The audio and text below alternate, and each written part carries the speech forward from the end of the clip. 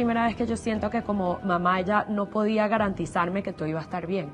Y yo creo que ella sí se acercó a mí, como siempre lo ha hecho, con la verdad, por más duro que fuera oírla, y decirme no sé cuánto tiempo va a ser. Dentro de todo fue suave y fue progresivo la destrucción y cómo logró penetrarse en todas nuestras instituciones. Nunca pensamos o nos imaginamos llegar hasta donde llegamos. Nosotros estamos dispuestos a darle facilidades aún más de las que hay a los capitales privados internacionales para que vengan aquí a invertir en las más diversas áreas. Bancos privados, que no estaría mal, ¿verdad? Pasarlo para la patria, para el pueblo. No sería nada malo.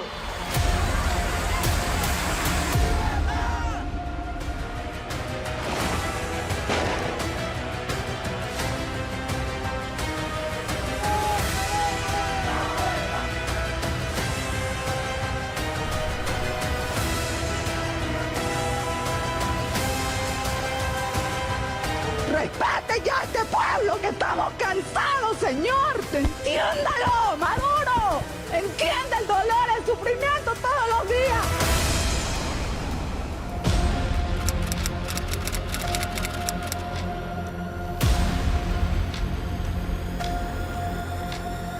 Esta es una revolución social y hay que darle la tierra al campesino, la tierra para el que la trabaja, no para el latifundista. En Venezuela no puede quedar, pero ni rastros vivientes del latifundio. Anuncio la intervención de 43 fundos. He ordenado la intervención sobre todo este valle. En 2001, a solo 2 años de haber llegado al poder, Hugo Chávez Frías promulgó la Ley de Tierras y Desarrollo Agrario con el fin de combatir el latifundio. Grandes extensiones de tierra en manos de a quienes él llamaba la burguesía. El dictador esgrimía que muchas tierras eran improductivas y que estaban en manos de unos pocos, quienes las habían adquirido de forma irregular durante la democracia bipartidista corrupta. Las tierras debían regresar a las manos de los campesinos, de aquellos quienes realmente las trabajaban. Y bajo esa premisa se cometieron muchas irregularidades y arbitrariedades, violando flagrantemente el artículo 115 de la Constitución vigente e incluso violando los derechos humanos. Se realizaron expropiaciones sin sentencia firme, muchas por vía administrativa. Se declararon de manera arbitraria grandes extensiones de tierras como ociosas, sin los estudios técnicos necesarios para tal fin. Hubo indemnizaciones tardías, absurdas e incluso inexistentes.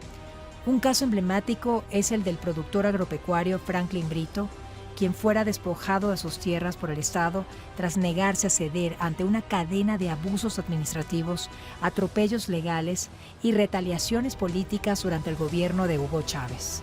Durante años denunció la falsificación de documentos, la corrupción de funcionarios del Instituto Nacional de Tierras y la absoluta indefensión del que era víctima. No pidió privilegios ni dinero, pidió justicia. A cambio, recibió el silencio de muchos, la burla oficial y la persecución.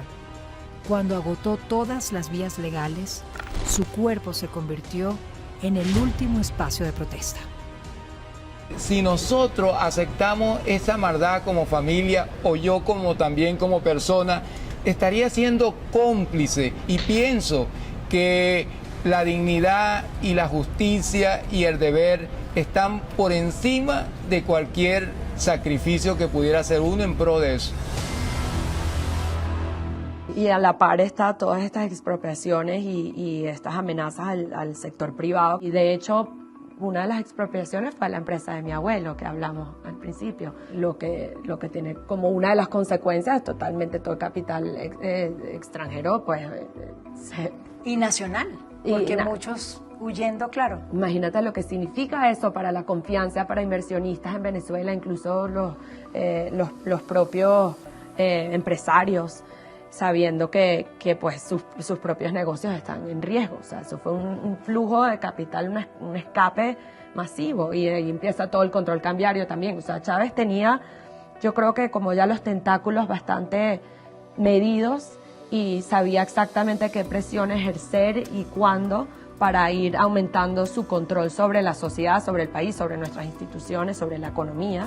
Que mi vida corre peligro, que tengo, sí, que hay la posibilidad de que yo fallezca, pero yo estoy dispuesto, como lo dije desde el principio, a cumplir mi palabra que le di tanto a mis amigos, al pueblo de Venezuela y a mi familia, que estaba dispuesto a llegar hasta las últimas consecuencias si este problema no se resolvía de manera digna y justa como yo aspiro. Yo creo que es muy importante a la hora de definir el populismo entender que no hay una definición perfecta y exacta, porque no es una ideología. Si fuera una ideología sería algo mucho más perfilado. Pero sí se puede establecer entre los distintos populismos algunas identidades, ¿no? Algunas afinidades que yo creo que son muy evidentes. Una de ellas, a mí me parece quizás la más importante, es el desprecio total y absoluto por las instituciones del Estado de Derecho. Mucha gente cree que el populismo es una especie de doctrina económica. En realidad ese es un elemento importante, pero es sobre todo de naturaleza política. Es básicamente la idea de que hay un caudillo que está por encima de las reglas de juego, de las leyes, del conjunto de instituciones que forman el Estado de Derecho. Esto para mí es el elemento fundamental, porque en la medida en que el caudillismo, digamos, pretende abolir el Estado de Derecho, estamos en el reino de la más absoluta arbitrariedad. Y de allí derivan otros elementos amenazantes contra la civilización, incluyendo la amenaza contra la prosperidad económica. Por eso no es una doctrina económica. La economía, digamos, o los perjuicios para la economía fluyen, yo creo, del problema principal, que es el absoluto desprecio por el Estado de Derecho. Presidente, tenemos 8 horas escuchando usted describir un país muy distante del que estamos sintiendo todas las mujeres y las madres venezolanas. Hemos llegado al extremo, hemos llegado Por favor. al extremo de escuchar que hay aumento en la producción de leche, cuando usted sabe que hoy en día hay mujeres, madres, que asisten a bodegas, a automercados y han llegado a la fuerza por 1 litro de leche porque no tienen que llevar a sus casas.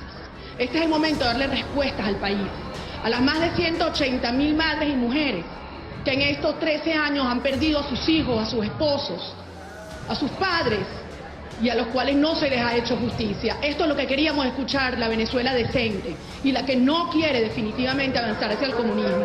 Quiere respeto a la propiedad y queremos una Venezuela de solidaridad, una Venezuela de justicia, una Venezuela de superación. Por favor. ¿Cómo puede usted hablar de que respeta al sector privado en Venezuela cuando se ha dedicado a expropiar, que es robar? Después de más de 8 huelgas de hambre, a lo largo de 6 años falleció Franklin Brito, encerrado en un hospital militar, sin atención médica adecuada y bajo custodia del Estado que decía protegerlo. Su muerte fue el mensaje más cruel del poder a quien se atreva a desafiarlo. Franklin Brito se convirtió en un símbolo brutal de lo que ocurre cuando un régimen aplasta al ciudadano común. La justicia deja de existir y la dignidad se paga con la vida. Yo estoy haciendo esta huelga por la dignidad y por la justicia, porque pienso que son los valores más grandes que deberían tener los seres humanos.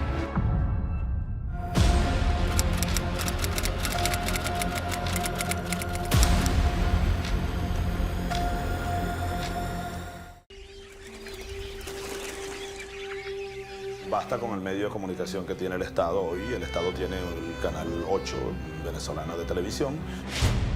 No habrá nueva concesión para ese canal golpista de televisión que se llamó Radio Caracas Televisión. Desde 2004, el poder comenzó a acercar a los medios de comunicación con la promulgación de la Ley de Responsabilidad Social en Radio y Televisión, conocida como la Ley Mordaza. En esta ley se obligaba a medios a ceder espacio para mensajes oficiales y campañas del oficialismo.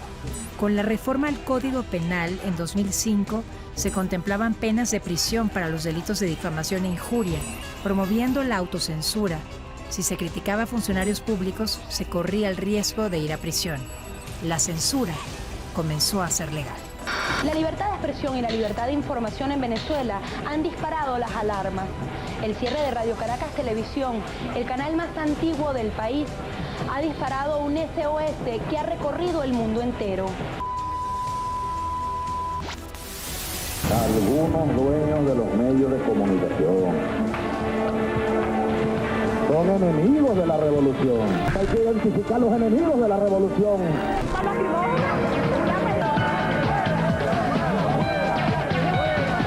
La señora que ustedes ven en pantalla fue la que me agarró y me quitó el micrófono y ahora está agrediendo a mi asistente, al equipo de Globovisión. Como ustedes pueden ver aquí, lo tienen acorralado. Han intentado ya pegarme 2 veces. Los colegas de los medios fueron atacados también con fuegos artificiales. Fue nuestro compañero de El Observador, Antonio Monroy, quien recibió un tiro en la pierna mientras realizaba su labor como camarógrafo. Al equipo, material, al vehículo. Era claro, tanto para el oficialismo, para sus seguidores más acérrimos y para las fuerzas del Estado, quiénes eran los enemigos de la revolución. Grupos de camarógrafos han sido agredidos. A la 1:10 de esta mañana, este martes 8 de julio, en el estacionamiento de la sede de Globovisión, aquí en Alta Florida, un automóvil a altísima velocidad lanzó una granada fragmentaria. Amenazaron al camarógrafo que hizo la toma. Surgieron nuevas formas de intimidación, además de la ley Mordaza, la reforma al Código Penal y la violencia. Nuevos impuestos, multas exorbitantes y procedimientos administrativos y penales en contra de periodistas. Cuerpos de seguridad venezolanos han allanado medios de comunicación, residencias de periodistas. Hoy le tocó a ella. Cualquier momento podemos ser nosotros. Diario El Universal. Periodista Napoleón Bravo, imputado por delito de incitación al odio. Finalmente, en 2007, el gobierno decide no renovar la concesión a RCTV, con los argumentos de uso indebido del espectro radioeléctrico, incumplimiento de responsabilidades sociales y participación mediática en los hechos de abril de 2002. El cierre de RCTV y la pérdida total de la libertad de expresión desató una serie de protestas y la consolidación del movimiento estudiantil que habría comenzado en 2002 con el paro nacional, pero que logró finalmente articularse 5 años después. Comunicado que nosotros para que la violencia no salga del camino y sobre todo para que el gobierno no promueva la violencia. Nosotros en ningún momento vamos a permitir que se sigan violentando los derechos de los estudiantes y es por eso que nosotros nos estamos dirigiendo hoy al Tribunal Supremo de Justicia para recordarle a todos los magistrados la razón por la cual fueron designados, que están ahí para hacer justicia con el país y a impedir que se le lleve al pueblo, que se le obliga al pueblo venezolano a aprobar o rechazar una reforma que no conoce. Nadie, no el país, más de la mitad del país venezolano no conoce completamente la reforma constitucional y no se nos puede obligar a que vayamos a votar por algo que no conocemos. ¡Adelante, compañeros! ¡A la victoria! ¡A la transformación! El movimiento estudiantil surge de manera espontánea y sin vínculos con los líderes partidistas tradicionales, lo que desmontaba el discurso oficial. Chávez no podía vincularlo con la élite bipartidista corrupta. En 2007, los estudiantes salían a las calles a defender la libertad de expresión, la Constitución y la democracia. Exigían el respeto al Estado de Derecho y se oponían a la reforma constitucional propuesta por Hugo Chávez, que tenía como único fin perpetuarse en el poder con la reelección indefinida. ¿Quiénes somos? ¿Qué queremos? Nosotros, como siempre lo hemos dicho y siempre lo haremos, estamos dispuestos a apoyar cualquier iniciativa ciudadana, individual o de grupo que busque el ejercicio de un derecho legítimo. En este sentido, como hemos dicho, insistiremos en la lucha por condiciones que garanticen que nuestro voto elija. Porque una cosa es que existen elecciones y otra cosa es que el voto verdaderamente elija. Y si no están dadas las condiciones que cumplen con estos criterios, pues lo primero es una farsa electoral, una farsa democrática y no verdaderamente un ejercicio del voto como lo establece un sistema democrático. Y por eso seguiremos luchando siempre. Pero lo más importante es lo que sienten los venezolanos. Nosotros le hablamos a ellos. Los venezolanos sabemos que estamos enfrentados a un gobierno que atropella los derechos de los venezolanos, más allá de los resultados. No importa cuáles hayan sido los resultados, el presidente de la República no tiene derecho a cambiar nuestras leyes, a aniquilar nuestros derechos ciudadanos o pretender cambiar la Constitución por una vía fraudulenta. De manera que, como hemos dicho e insistimos, la lucha hoy es más allá que por elecciones libres. La lucha es por la defensa de la democracia y la libertad. Los estudiantes lograron informar a la población sobre los riesgos que implicaba una reforma constitucional de esta índole, convencieron a los indecisos y activaron al voto joven. Por su parte, Súmate, la asociación civil creada en 2002 por la ingeniero María Corina Machado, apoyó el movimiento estudiantil con soporte técnico, información electoral, la observación del proceso, el monitoreo ciudadano y la auditoría y el conteo paralelo con el fin de blindar el proceso y que éste no pudiese ser manipulado.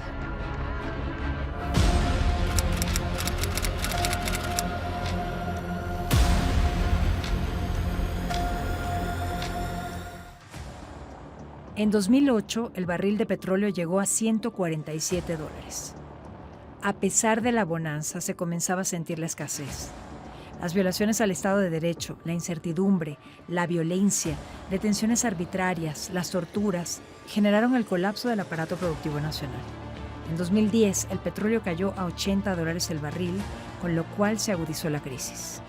El 26 de septiembre de 2010, María Corina Machado gana las elecciones y llega a la Asamblea Nacional como diputada por el Estado Miranda para el periodo 2011-2014. Hoy jueves 18 de febrero de 2010, vengo a anunciarles a ustedes, mis conciudadanos, que quiero dedicar mi vida a servir a mi país. Yo creo que en gran parte fue como un apoyo familiar, ¿sabes? De que ella sabía que cada vez más su voz era más fuerte y que ella llevaba un mensaje muy importante y contundente en contra del gobierno, mientras otros no se atrevían o otros todavía creían poder, digamos, coexistir con Chávez.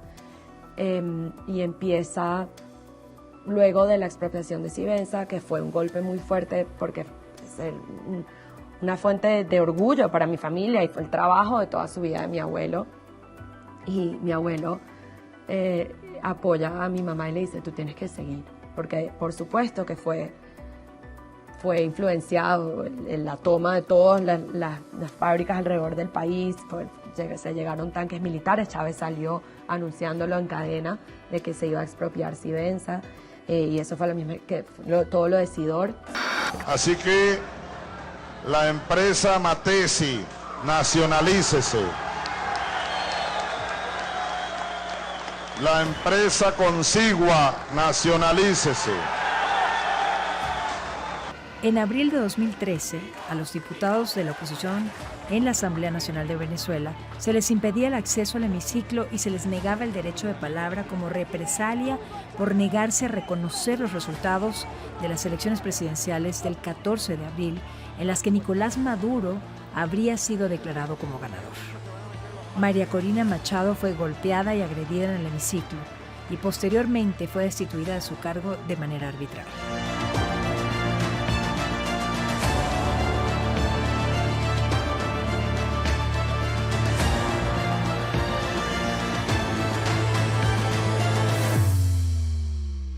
Después de 22 años de una lucha épica, de participación cívica, no violenta, de organización ciudadana, la ingeniero unió al país en una sola voz, la de aquellas madres que querían a sus hijos de regreso a casa, aquellos hijos que habían sido forzados a emigrar de un país de opresión, de crisis humanitaria, un país que ya no tenía futuro. Finalmente, en 2024, se logra el triunfo en una coordinación sin precedentes, con el apoyo de militares que tenían el deber de resguardar las urnas y el apoyo de los ciudadanos. Me emociona mucho decirles a todos que tenemos el 73.20% ganamos. Muchos en Venezuela pensaron que negociando con el gobierno o callando podrían resguardar sus intereses. Los empresarios dejaron solo a Franklin Brito. El productor agropecuario dijo, si lo hacen con uno, lo van a hacer con todos. Y así sucedió. La falsa percepción de que así estarían a salvo se esfumó cuando el gobierno terminó por atacarlos a todos con la fuerza del Estado. Lo que pasa es que el derecho de uno, cuando se viola el derecho de una persona, se violan las de todos a la vez. Y eso es lo que creo que nosotros subestimamos como venezolanos, que no fue mi canal de televisión, no es mi pequeño comercio, yo tengo un comercio mucho más chiquito, el gobierno no se va a ir contra mí. Y en realidad lo que estaba pasando era que como ciudadanos perdíamos nuestros derechos, poco a poco, y fue poco a poco, y luego creo que el país como despertó y ya no reconocíamos a Venezuela. Ya tenía total control, no habían medios independientes, los periodistas tenían miedo, porque ya cuando penetras todas las áreas, ¿no?, de control, empieza el miedo y uno se siente solo, y ves como casos como Franklin Brito, que murió, que no lo comentaste, él murió en su huelga de hambre. En realidad el populismo latinoamericano lleva un siglo entre nosotros, y cada vez que ha imperado en algún lugar ha provocado los mismos estropicios, y sin embargo seguimos apostando por él de tanto en tanto, periódicamente, sin aprender esa lección. Es una de las grandes frustraciones que uno tiene cuando, como es mi caso, entre muchos otros, observo la historia de la región. El populismo viene con una gran ventaja, es decir, es mucho más fácil de vender, es mucho más fácil de vender atajos.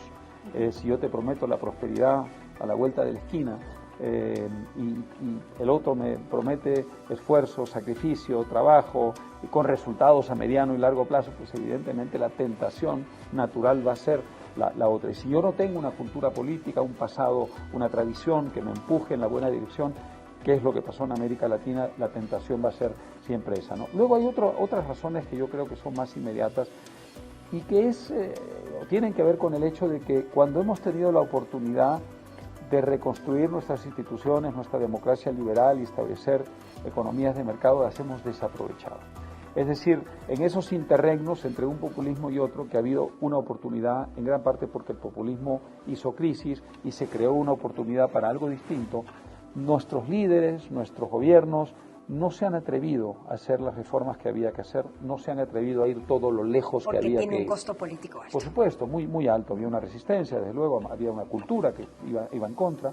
¿Estamos condenados los latinoamericanos a sufrir de este mal generación tras generación, o hay una manera a nivel cultural, porque estabas comentando que es cultural el problema que tenemos, de cambiar la mentalidad del latinoamericano para generar prosperidad, pero hacia esa libertad en general del ciudadano y prosperidad del ciudadano? No estamos condenados. Yo pienso que si se hacen bien las reformas, al final la mentalidad cambia. Chile es un caso interesante, ¿no? Surge una generación de jóvenes totalmente irresponsables que en años recientes, que olvidan las claves de la prosperidad de su país, olvidan todo lo que hicieron sus abuelos y sus padres para generar un país próspero, el país líder de América en su momento, y empiezan a jugar a la revolución. Y entonces llegan muy lejos y están a punto de hacer aprobar una constitución, una nueva constitución, que es un monumento a la barbarie. Y sin embargo, en ese momento, esa misma clase media chilena que había jugado con fuego dice, no, se detiene. Tan lejos no voy a llegar. Hay un sentido de responsabilidad. Bueno, ahí hay un cambio de mentalidad. Y ese cambio de mentalidad vino porque habían tenido la experiencia de la prosperidad. Ahora, es verdad que lo olvidaron en un momento dado. Por eso hay que saber transmitir generación a generación las claves de la prosperidad. Y yo creo que la lección es que hay que saber transmitir de generación en generación las claves de la prosperidad. Y que no hacerlo es extremadamente peligroso porque surge la complacencia. Aquellos que creen que la prosperidad está dada. Y esa complacencia ha sido muy responsable del retorno, el regreso de las malas políticas. Hello.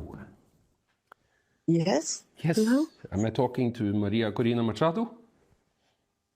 Yes, this is Maria Corina. How do you feel then? Because your words very felt, or at least we heard them that way. Well, that is true. It was a moving moment, and I was lucky to be the one to convey the message to Maria Corina Machado, and of course, meeting somebody like her, a very powerful, committed person, but also somebody who lives under quite some strain living in hiding in Venezuela with a regime that has actually resolved to end their life if they could be able to do that. That is very powerful. The main reason for awarding the 2025 Nobel Peace Prize to Maria Corina Machado is her role in leading the democratic opposition in Venezuela. This, of course, comes in the wake of 2024, which was a pivotal year in Venezuela, where in some ways proper democratic elections were held, but then the elections were stolen by the Maduro regime, and democracy globally is on the decline. But the opposition that we have seen in Venezuela is in many ways an example for many, and Machado has become the leader that gathers very different political groups in Venezuela under one umbrella, and has done so with peaceful means. But the committee has clearly been impressed by the posture that Maria Corina Machado has taken, and by her leadership and by her commitment to democracy.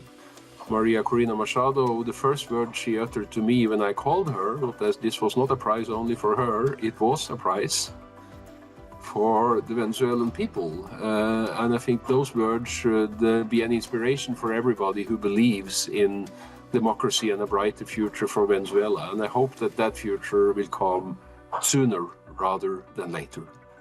This prize carries profound meaning. It reminds the world that democracy is essential to peace. My dear Venezuelans, the world has marveled at what we have achieved. And soon it will witness one of the most moving sights of our time, our loved ones coming home.